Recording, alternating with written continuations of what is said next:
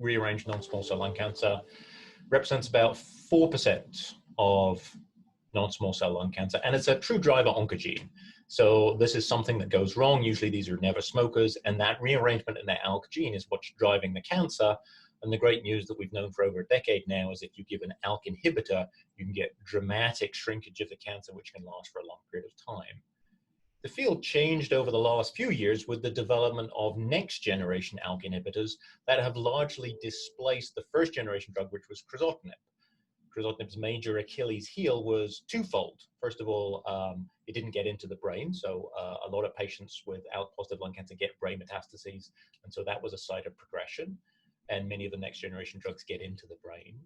And then also the crizotinib allowed multiple on-target resistance mutations to emerge. So mutations in ALK that were not suppressed by crizotinib. And again, many of these next generation inhibitors have activity against some, if not all, of those resistance mutations. The ALTA-1L trial was taking one of these next generation ALK inhibitors, brigatinib, which had looked particularly promising in the post-crizotinib setting, having the longest median PFS of any of the next generation ALK inhibitors. And they said, well, what would happen if we give it in the first line setting?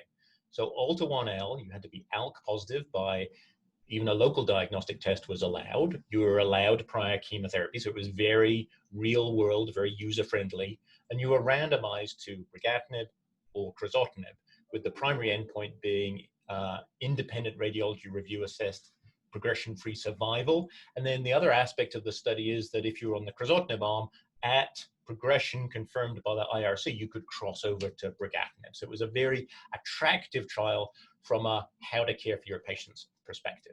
Brigatinib from the ALTA-1L study recently achieved FDA approval because it was clearly superior to the crizotinib. The hazard ratio was 0.49.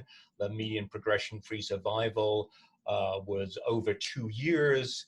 And there was no difference in overall survival, but don't forget crossover is included. And that's probably a good sign because you can see that overall survival is actually the same in both the experimental and the control arm because you're salvaging these patients. A pretty well tolerated drug and clearly superior to crizotinib, met its primary endpoint and was therefore approved.